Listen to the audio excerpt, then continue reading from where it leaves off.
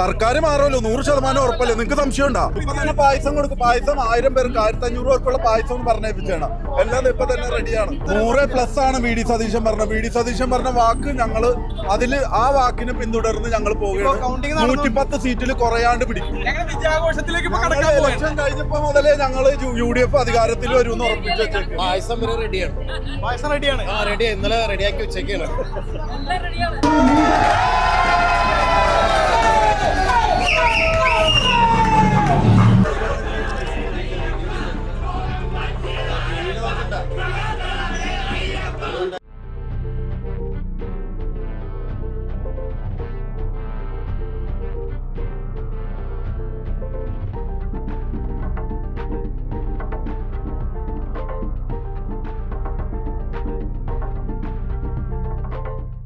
കേരളം അടുത്ത 5 വർഷം ആര് ഭരിക്കുമെന്നറിയാൻ ഇനി മണിക്കൂറുകൾ മാത്രം ബാക്കി.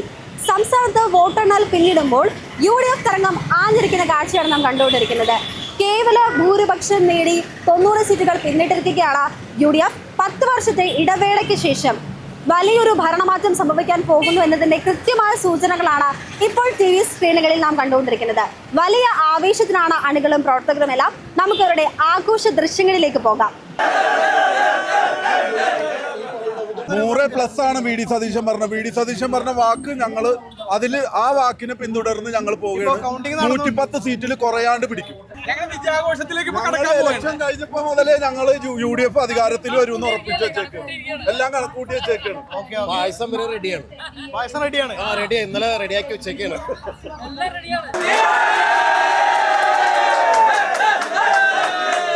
വി ഡി സതീശൻ പറഞ്ഞ ഓരോ കണക്കുകളും ശരിയായി വന്നുകൊണ്ടിരിക്കുകയാണ്. നമ്മൾ ഉറച്ച വിജയപ്രതീക്ഷയിലാണ്. വൻ ഭൂരിപക്ഷത്തിൽ ചരിത്ര വിജയം ഇത്തവണ UDF നേടിയിരിക്കും. UDF ഭരണത്തിൽ വരും. സർക്കാർ തീർച്ചയായിട്ടും മാറും. അഖിൽമാരാർ പറയുന്നതിന് എന്തെങ്കിലും ഒരു വിശ്വാസ്യതയുണ്ടോ? അഖിൽമാരാർ ഓരോ ആഴ്ച കൂടുന്തോറും ഓരോ പ്രസ്താവനയായിട്ട് വരുന്ന ആൾക്കാരാണ്.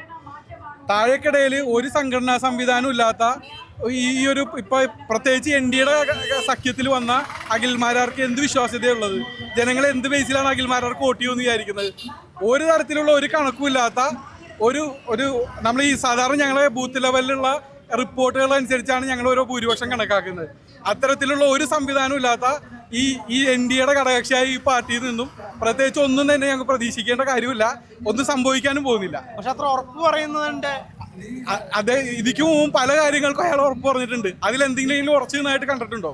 ഒന്നിലൊരു ഉറപ്പില്ലാത്ത ആളാണ് അഖിൽമാരാർ. അഖിൽമാരാർ ഇനിയും കുറെ കാര്യങ്ങൾ ഇനി പഠിക്കാനുണ്ട്. അതൊക്കെ പഠിച്ച് വരുമ്പോൾ മനസ്സിലാവും.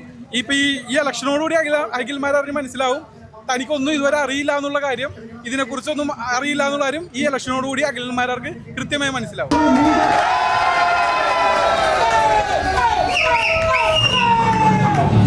100+ സതീശൻ പറഞ്ഞത് അങ്ങനെ തന്നെ വരും.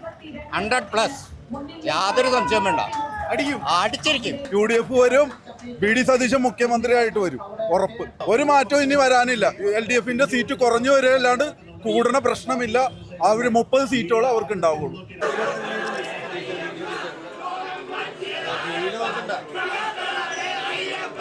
NDAക്ക് ഈ പ്രാവശ്യം അക്കൗണ്ട് തുറക്കാൻ പറ്റൂല. അത്രക്ക് LDFന്റെ ഭരണവിരുദ്ധ ഇത് UDFന് മാത്രമേ ഉള്ളൂ, BJPക്ക് ഇല്ല. സർക്കാർ മാറുമല്ലോ, 100% ഉറപ്പല്ലേ? നിങ്ങൾക്ക് സംശയം ഉണ്ടോ? വി ഡി സതീശൻ മുഖ്യമന്ത്രിയായിട്ട് വരും. സർക്കാർ മാറൂലേ? പടക്കമൊക്കെ മേടിച്ച് വിജയാഘോഷം തുടങ്ങാൻ പോണേണ്. ഇപ്പൊ തന്നെ പായസം കൊടുക്കും. പായസം 1000 പേർക്ക് 1500 പേർക്കുള്ള പായസം എന്ന് പറഞ്ഞേപ്പിച്ചാണ്. എല്ലാം ഇപ്പൊ തന്നെ റെഡിയാണ്. 100% UDF അധികാരത്തിൽ വരുമെന്ന് ഞങ്ങൾക്ക് ഉറപ്പാണ്. ഞങ്ങൾക്ക് ഇന്നത്തെ വൈകിട്ടോടുകൂടി നമ്മുടെ മുഖ്യമന്ത്രിയായിട്ട് വി ഡി സതീശന്റെ നേതൃത്വത്തിലുള്ള ഒരു സർക്കാർ ഈ കേരളത്തിൽ പുതിയ സർക്കാർ വരും. കേരളത്തിൽ മാറ്റം ജനം ആഗ്രഹിച്ചു എന്നുള്ള യാഥാർത്ഥ്യം. പെയ്ഡ് എക്സിറ്റ് പോൾ ഫലങ്ങളായിരുന്നു എന്ന് പ്രതിപക്ഷ നേതാവ് കൃത്യമായി പറഞ്ഞല്ലോ. അത് തന്നെയാണ് കേരളത്തിൽ സംഭവിച്ചത്. മാറ്റം ജനം ആഗ്രഹിച്ചു എന്നുള്ളതാണ്. അല്ലെങ്കിൽ ഇത്രയും വ്യത്യാസം ഉണ്ടാകാൻ സാധ്യതയില്ല. AICC ആണ് തീരുമാനിക്കുക. കേരളത്തിന് മുഖ്യമന്ത്രി ആരെന്ന് തീരുമാനിക്കാൻ കേരളത്തിന് ചട്ടക്കൂടുണ്ട്. ഈ രാജ്യത്ത് കോൺഗ്രസ് പ്രസ്ഥാനത്തിന് ഒരു ചട്ടക്കൂടുണ്ട്. AICC ഒരു തീരുമാനം പറയും, ആ തീരുമാനത്തിതീതമായി ഒന്നും സംഭവിക്കില്ല.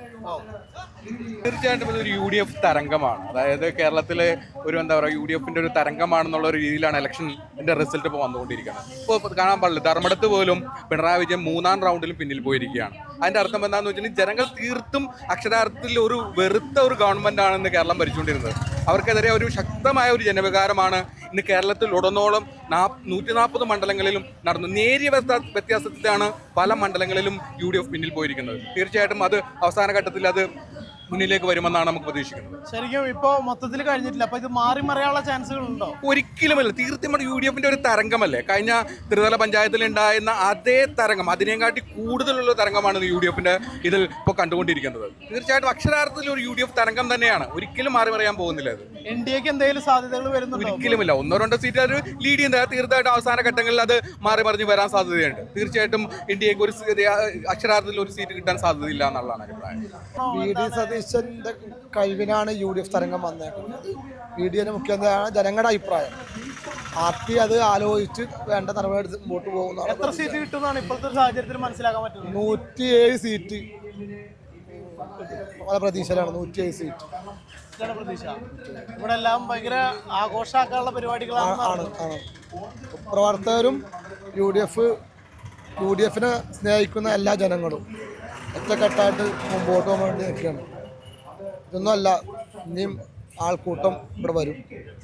ഓക്കെ ചേട്ടാ, എത്രത്തോളം പ്രതീക്ഷ ഉണ്ട് ഇപ്പോഴത്തെ സാഹചര്യത്തിൽ? വൻ പ്രതീക്ഷയല്ലേ, ഒരു 90-95 സീറ്റ് വരെ കിട്ടും.